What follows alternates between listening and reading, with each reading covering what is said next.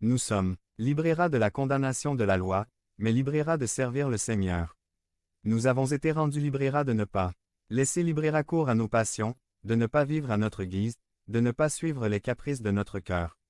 Et c'est une réalité. C'est comme quand tes parents t'avaient très restreint, ils ne te donnaient pas la permission d'aller chez tes amis et ils te faisaient donner le rythme très près, et le jour où tu les as quittés. Quand tu n'étais plus sous leur constante et contrôle de supervision, qu'avez-vous fait? Peut-être aviez-vous tendance à aller à l'autre extrême de la débauche, en pensant que c'est ainsi que l'on vit la liberté.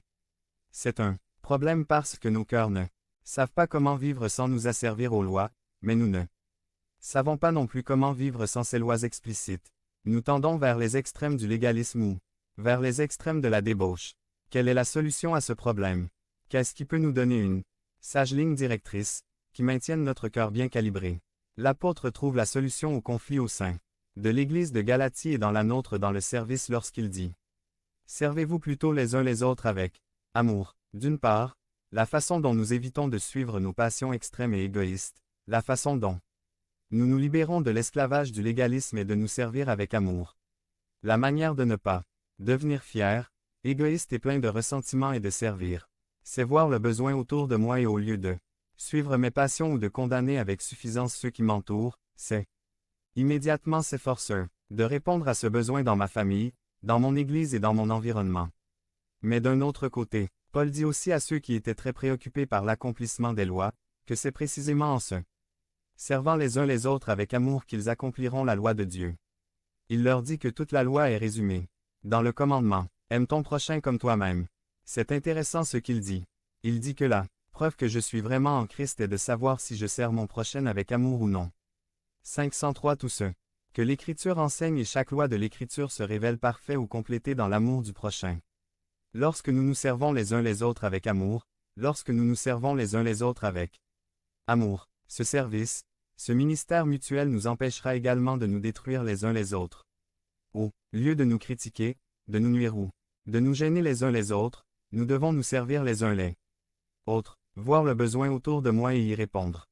Servir, prendre soin les uns des autres équilibrera nos cœurs, afin qu'ils ne tendent pas vers le légalisme ou la débauche. Servir nous permettra de grandir en tant que disciples du Christ qui aiment Dieu et aiment leur prochain comme eux-mêmes. Par conséquent, en tant que disciples du Christ, nous sommes appelés à servir ministrer. Par conséquent, 1. Servez votre conjoint. 2. Servez vos enfants. 3. Servez vos frères et sœurs. 4. Servez vos parents. 5. Servez vos collègues. 6. Servez vos voisins. 7. Servez vos concitoyens. Si vous voyez un besoin, comblez-le. Vous voyez quelque chose qui doit être fait, faites-le. Non seulement parce que c'est nécessaire, mais parce que c'est ce qui caractérise quelqu'un qui est dans une relation croissante avec le Christ.